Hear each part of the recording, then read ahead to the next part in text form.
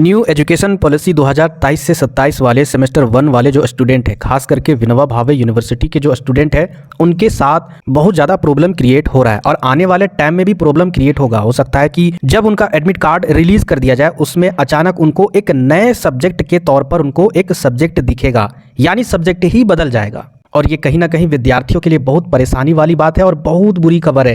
क्या problem create हो रहा है और आने वाले टाइम में जो यूनिवर्सिटी में एग्जाम फॉर्म फिलअप होगा, वो लोग ये गलती बिल्कुल भी नहीं करेंगे। वीडियो को कंप्लीट देखिएगा, क्योंकि नए सत्र से जिस तरीके से आपका जो पैटर्न है या फिर देखा जाए तो जो फ्रेमवर्क है पढ़ाई का, या फिर जिस तरीके से आपका जो सिलेबस है, वो सारा पूरे तरीके से चेंज हुआ है। उसके अकॉर्डिंग विद्यार्थियों को समझ में नहीं आ रहा है और जिस कारण से सारा खामियाजा विद्यार्थियों को ही भुगतना पड़ रहा है। तो सबसे पहले मैं आपको यहाँ पर एक स्टूडेंट, एक विद्यार्थी का कमेंट बता रहा हूँ। बहुत ही ज़्यादा जेन्युइन प्रॉब्लम है और अगर ये प्रॉब्लम और भी विद्यार्थियों के साथ अगर होगा और आने वाले टाइम में अचानक उनको एडमिट कार्ड में, सोच लीजिए एडमिट कार्ड में अगर दूसरा सब्जेक्ट दिख जाए, यानी उनके कॉलेज के द्वारा सब्जेक्ट चेंज कर दिया जाए, सब्जेक्ट सिलेक्शन में जो सब्जेक्ट चूज किया था या फिर अगर आपने एग्जामिनेशन फॉर्म भरते समय जो सब्जेक्ट चूज किया था, अगर वो सब्जेक्ट ना रहे तो कितनी बड़ी प्रॉब्लम। समझिए कि आप अभी से उसी सब्जेक्ट की तैयारी कर रहे हो और अचानक एडमिट कार्ड में पता चलेगा कि दूसरा पेपर है, तो बहुत दिक्कत होने वाली है। यहां पर मैं आपको साफ साफ दिखा दे रहा हूं कि इनके साथ क्या हुआ है। तो यहां पर एक विद्यार्थी है जिन्होंने मेरे YouTube चैनल पर कमेंट किया था कि सर मैंने वीवीयू से कॉलेज के वर्मा इवनिंग कॉलेज से हूं। यानी ये जो विद्यार्थी है वो वीवीयू के द्वारा एक कॉलेज है जिसका नाम है के वर्मा इवनिंग कॉलेज, और यह कहते हैं कि मेरा सेशन 2023 से 27 है सर, मैंने एग्जामिनेशन फॉर्म भरा था, उसमें सारे सब्जेक्ट फिलअप किए थे और एग्जामिनेशन फॉर्म भरने के बाद फोटो भी क्लिक करके रख लिया था, यानी तो उसका इन्होंने स्क्रीनशॉट लिया था। बहुत ही समझदारी वाली बात इन्होंने की है। यानी देखिए, पढ़ा लिखा होना क्या होता है, यही तो होता है। आप लोग यही समझदारी नहीं करते हो। प्रूफ के तौर पर जो भी काम करते हो ना, सभी चीज का आपके पास सबूत होना चाहिए, क्योंकि देखिए ना ही आपके सपोर्ट में कोई कॉलेज वाले आएंगे और सभी कोई अपनी गलती को नकार देंगे और आप पर सारा कुछ थोप देंगे। यहां जिस तरीके से टीचर ने इनको थोप दिया था, देखिए यहां पर अब इन्होंने क्या किया था कि माइनर हिस्ट्री का पेपर भरा था। माइनर पेपर में, माइनर समझते हो ना, मेजर होता है उसके बाद माइनर होता है, तो माइनर पेपर में इन्होंने हिस्ट्री पेपर भरा था। उसके बाद मुझे कॉल आया, यानी इनको कॉल आया, जो स्टूडेंट माइनर पेपर में हिस्ट्री भरे थे उनको कॉल आया। कहां से कॉल आया था? और उनको ओटीपी मांगा गया। ओटीपी के लिए 11 मार्च 2024 को 11 मार्च 2024 को इनको कॉल आया और ओटीपी मांगा गया।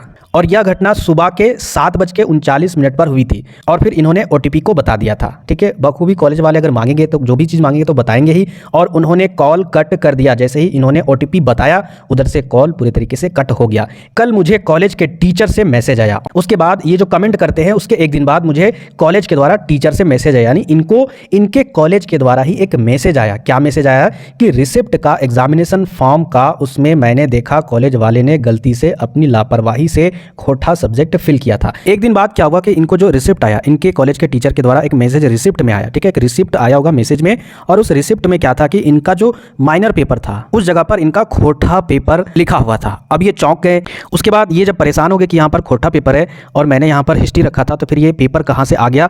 तो फिर इन्होंने क्या किया, दोबारा आगे देखिए यहाँ पर कॉल किया। कॉल करके पूछा तो उन्होंने कहा कि तुमने ही भर के दिया था, जबकि गलती उनकी थी, मैंने तो हिस्ट्री भर के दिया था। यानी ये साफ साफ कह रहे कि मैंने हिस्ट्री भरा था और कॉलेज वाले बोल रहे कि तुमने ही तो एग्जामिनेशन फॉर्म भरा था। और जब उनको विश्वास नहीं हुआ तो मैंने उनको सेंड कर दिया जो इन्होंने स्क्रीनशॉट लेकर रखा था सब्जेक्ट सिलेक्शन वाला, और एग्जामिनेशन फॉर्म का पिक्चर उन्होंने देखा और कहा कि हो सकता है हिस्ट्री भरा था, लेकिन गलती से कॉलेज वाले कुछ मिस्टेक कर दिए होंगे। हिस्ट्री भरा था लेकिन गलती से कॉलेज वालों ने खोटा भर दिया माइनर। अब मैं क्या करूं सर, बताइए। तो यहाँ पर ध्यान से देखिए कितने खतरनाक है कॉलेज वाले। अब ये जो बच्चा है ये हिस्ट्री माइनर में भरा, उसके बाद पता नहीं कहां से या फिर इनके कॉलेज के द्वारा ही 100% ओटीपी मांगने के लिए कोई मैसेज आया होगा, कॉल आया होगा, उसके बाद फिर इन्होंने ओटीपी दिया। यहां पर देखिए स्टूडेंट के द्वारा एक गलती मैं मान सकता हूं, कभी भी चाहे दुनिया का कोई भी इंसान अगर आपको कॉल के द्वारा, मैसेज के द्वारा कोई भी ओटीपी अगर मांगे, कभी भी ओटीपी नहीं देना चाहिए, बिल्कुल नहीं देना चाहिए, चाहे कोई भी इंसान हो।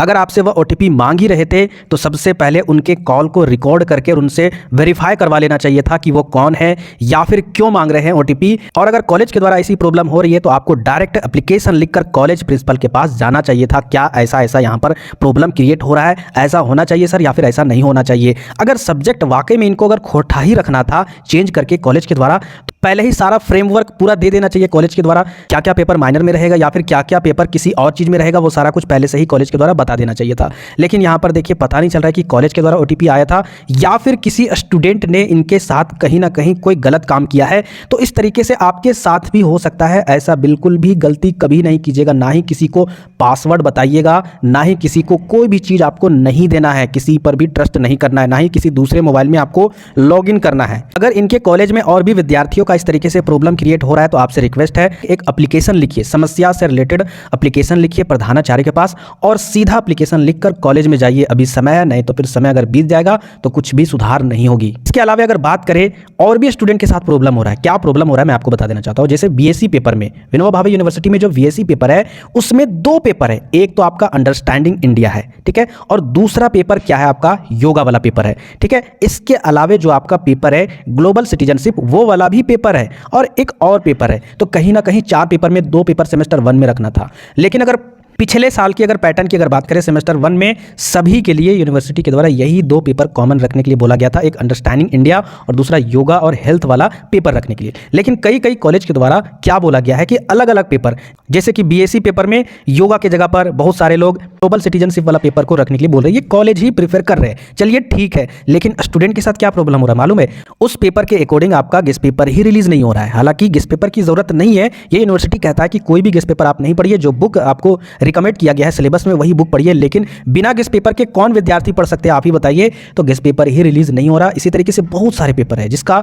गेस्ट पेपर ही रिलीज नहीं हो रहा है। तो इसके अकॉर्डिंग बहुत सारी परेशानियां झेलनी पड़ रही है। लेकिन एक ऐसा कॉलेज है जिनको कोई भी परेशानी नहीं झेलनी पड़ेगी और वो कॉलेज है आपका एसटी कोलंबस कॉलेज। क्यों? क्योंकि यहां पर जो भी सब्जेक्ट सिलेक्शन हो रहा था उस समय मैंने डिटेल से बताया था क्या क्या उनको चूज करना है और वाकई में कॉलेज भी उनके सपोर्ट में है, विद्यार्थियों के सपोर्ट में। सारा कुछ जो मैंने बोला था वही सेलेक्ट किए और कॉलेज वाले भी वेरीफाई कर रहे हैं एग्जामिनेशन फॉर्म को। हाँ, अगर आपने बीएससी पेपर में अंडरस्टैंडिंग इंडिया का अगर आप पेपर रख रहे हो तो बिल्कुल हम सहमत है, और इसके अलावा अगर आप योगा वाला रख रहे हो तो बिल्कुल सहमत है। तो इस तरीके से यहां पर ये जो कॉलेज है एसटी कोलंबस सबसे बेस्ट कॉलेज में मानता हूं, और सबसे ज्यादा वीडियो अगर मेरे द्वारा प्रोवाइड होगी ना तो सबसे पहले अगर प्रोवाइड होगी तो एसटी कोलंबस कॉलेज के अकॉर्डिंग। क्यों? क्योंकि यहां पर जो भी विद्यार्थी कुछ भी किए वो सारे मेरे अकॉर्डिंग काम किए हैं।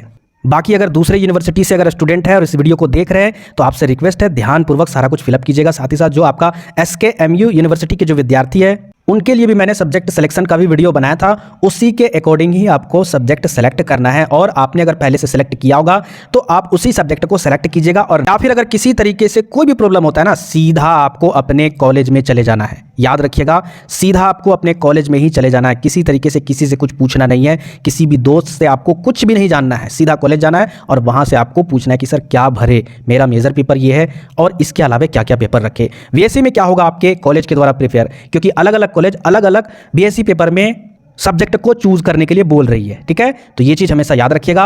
और जिन विद्यार्थियों को अगर सब्जेक्ट से रिलेटेड कुछ मिस्टेक हो चुकी है तो जल्द से जल्द कॉलेज में एक एप्लीकेशन लिख कर जाइए या फिर यूनिवर्सिटी में जाइए। सबसे पहले तो मैं कहता हूं कॉलेज में जाइए, उसके बाद फिर यूनिवर्सिटी में जाइएगा, अभी सुधार हो सकती है। टाइम अगर खत्म हो जाएगा तो फिर बहुत प्रॉब्लम होगी। अब सुनिए, जिनका हिस्ट्री था अब वो खोरठा कैसे पढ़ेंगे, सोच सकते हो। हालांकि हमारा ये मातृभाषा है झारखंड का, लेकिन बोल तो लेते हैं, बहुत सारे जनसंख्या में लोग बोल लेते हैं, लेकिन इसको लिख नहीं पाते हैं, ना ही समझ पाते हैं अच्छी तरीके से। तो आपसे रिक्वेस्ट है, जो भी प्रॉब्लम है उसके अकॉर्डिंग आप अपने कॉलेज में जाइए। बाकी नए व्यूअर चैनल को जरूर सब्सक्राइब कर लीजिएगा। मिलते फिर नेक्स्ट वीडियो में।